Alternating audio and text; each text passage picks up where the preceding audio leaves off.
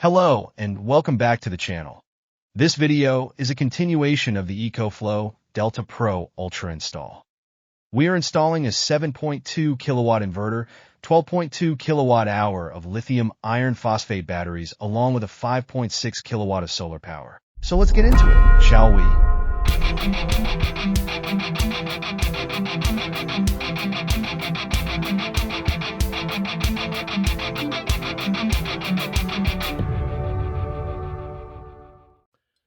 All right, SleemSolar here again.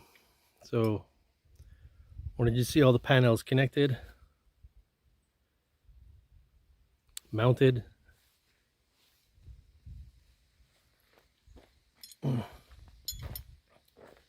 As you can see, we have it grounded right here. So where these are bolted on right now, bolted down, we have the 10-inch, or actually this is, I think 15, maybe 15 or 20 inches.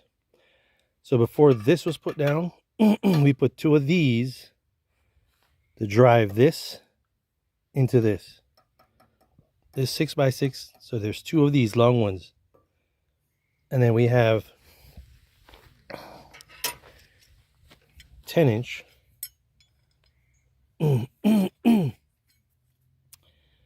four of these 10-inch ones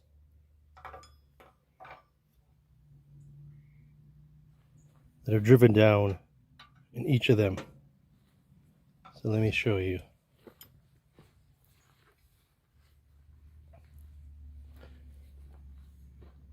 So you have 1, 2, 3, 4.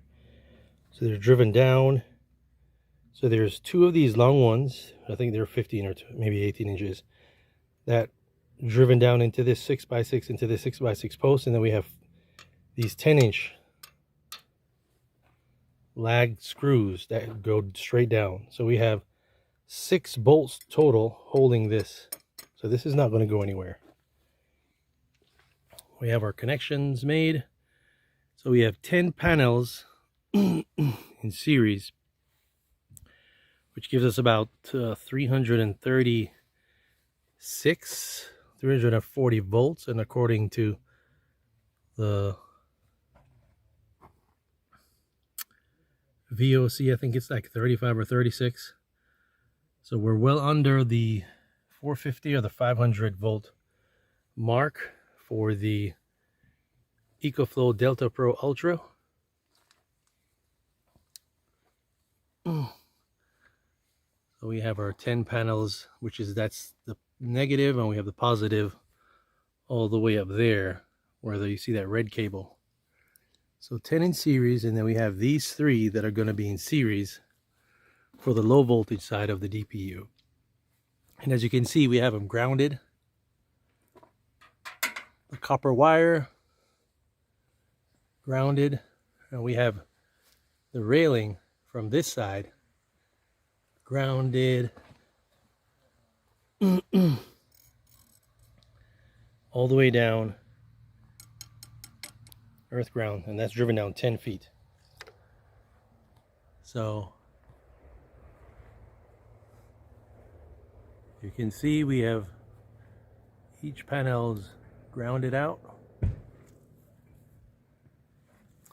all the way down.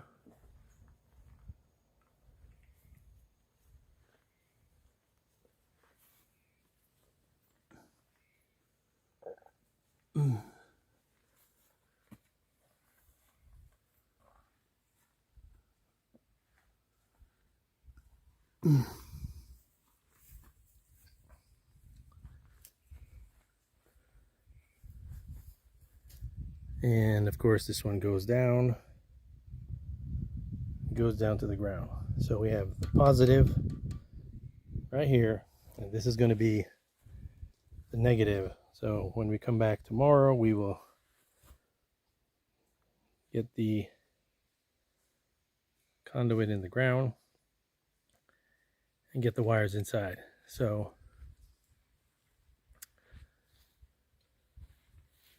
you can see we have it all put together, ready to go. All right. Please like, share, comment, subscribe. And until next time, take care. Okay, so this is SleemSolar back showing you the finished product. Today we're just going to go over what was done. So we have all 13 panels here. They are Hyperion 395 watt bifacial each. So there's 10 in series for the Ecoflow Delta Pro Ultra for the high voltage side, and the last 3 is for the low voltage side. So 3 of them in series for the low voltage side, 10 in series for the high voltage side. So when we did the calculations, I think it's 450 watts the Ecoflow Delta Pro Ultra takes. So it's about 335 or 36 volts, so well under the 450 mark. So here we have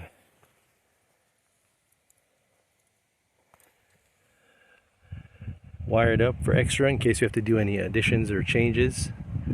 We have some extra here. We put it into a forgot what this thing is called again. But it goes down into the ground and makes its way all the way over there, and it goes into the house. So as you can see, we have it's grounded out, earth ground, all the panels. So you can see that line goes all the way down. And I'm doing a repeat, but I'm just going over what we've done. So right here we were short, so we had to extend the panel, extend the framing so the panel would fit.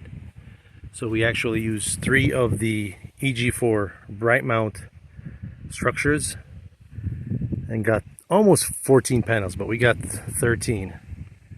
So right here we had to do an addition, or spaced an addition so we could extend it. Same there.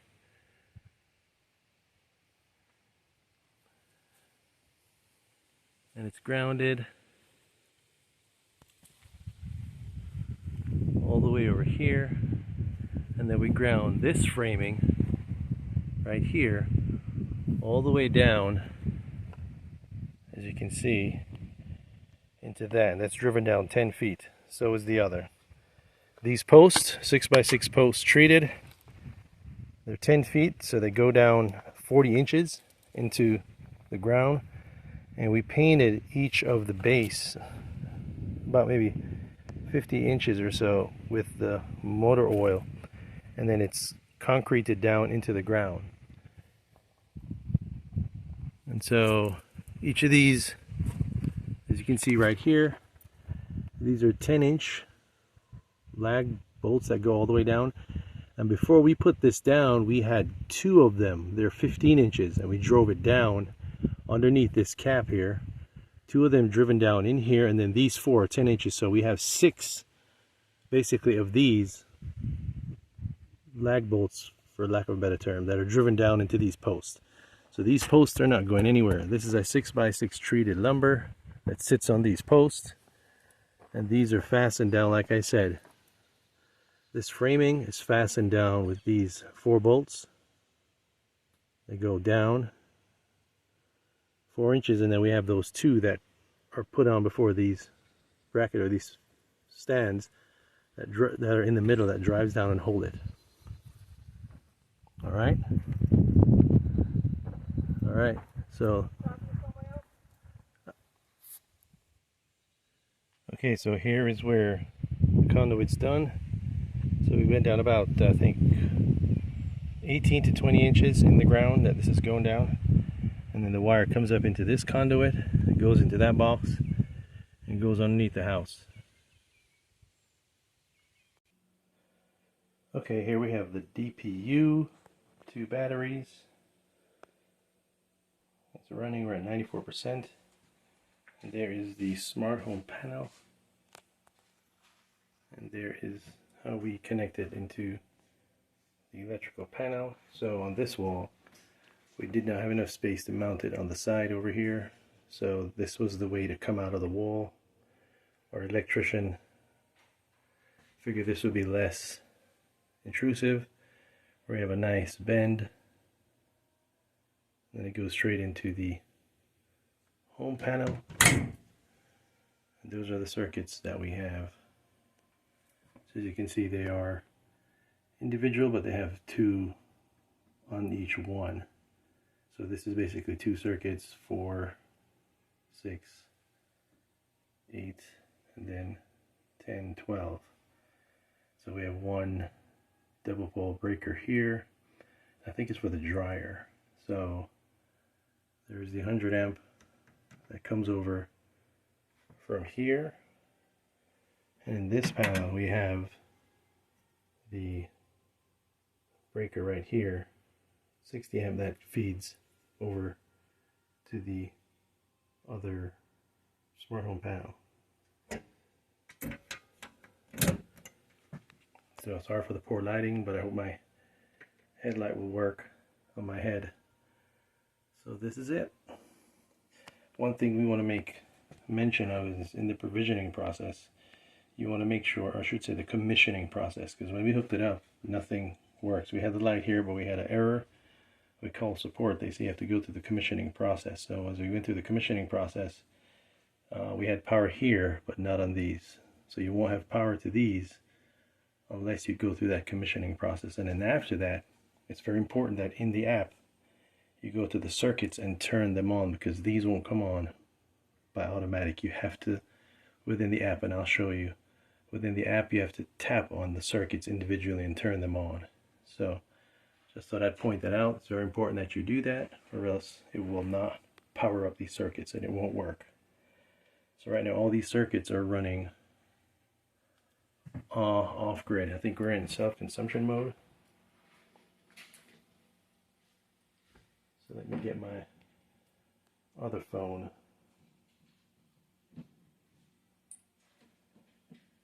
So here we are.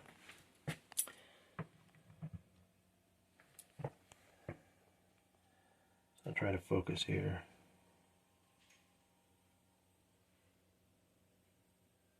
That's not good focus. Oh well. See if we can get a better focus here.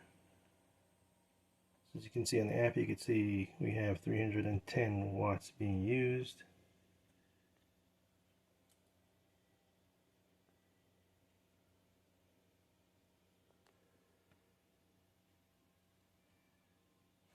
So let's go back out. Let's go to the home panel itself. So here's those circuits that I was saying. You have to make sure you tap and turn them on, because if you don't do that, they won't come on. So basically it's like doing this, and then tap it up here, and it turns that on.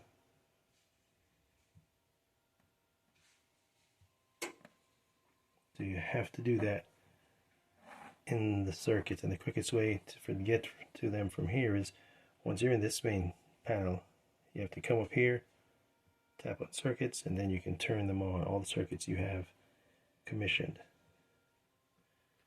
So right now,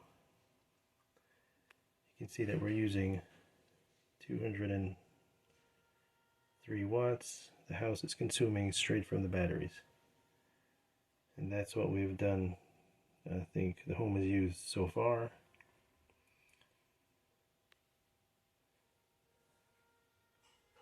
So if you tap on this, it take you to the battery, then you can tap on that. And you can see the charge, the output. So right now I believe it's set at, this is saying this because the smart home panel is controlling it, certain features are disabled. So right now you can see nothing's coming in on high voltage or the low voltage, because we've reached the maximum of 95% charging. So right now you can tap on that and it shows nothing coming in for the high voltage side and the low voltage side. This is the overall on the panel, the charge on the panel. When you tap on this little icon right here, Sorry for the poor quality, but this area that this is installed in, it doesn't have good lighting. So, let's see if I can pick that up.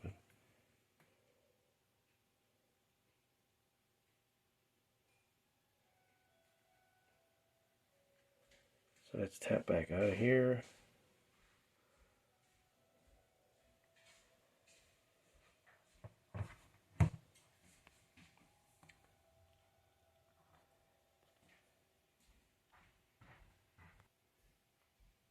So here we have the low voltage connection and the high voltage connection.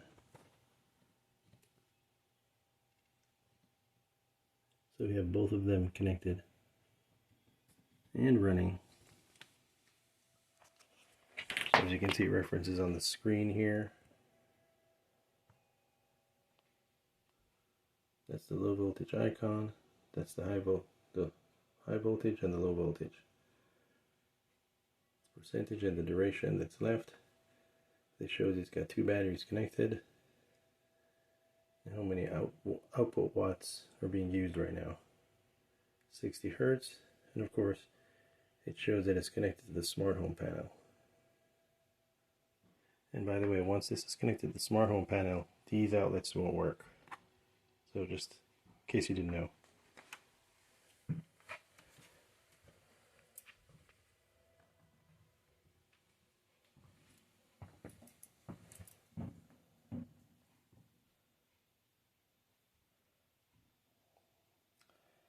So you can see the other features.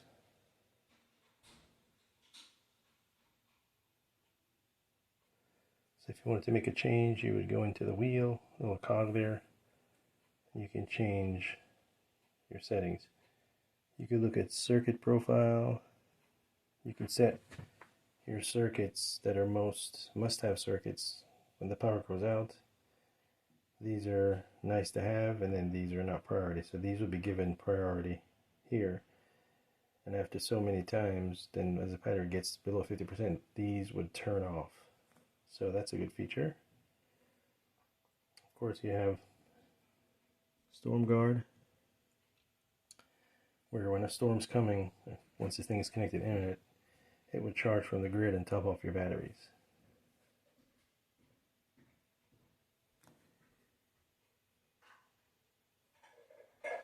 Here you have your electrical rates.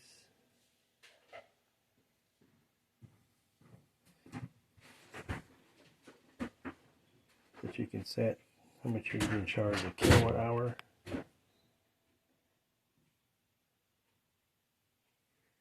Here you have operation mode.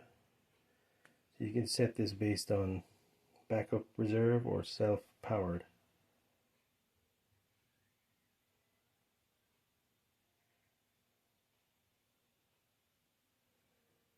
So we can change this to be more.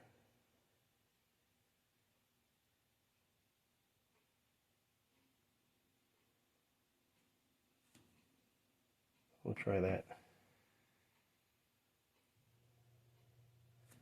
Of course, you have your charge limit here. That's where you would set. If you wanted to charge to 100%, you would tap in there. If you want your AC charging power to be more than there, you could tap in here. You could set that bar wherever you want it. Right now it's at 3600.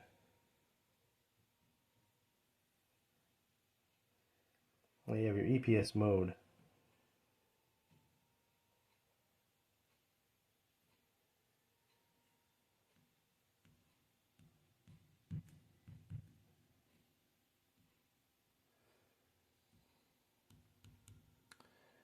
I think when it's in self-consumption mode, you can't, it's already not turned on, but can't be changed or interesting. So where you do your firmware update, you can see it's up to date.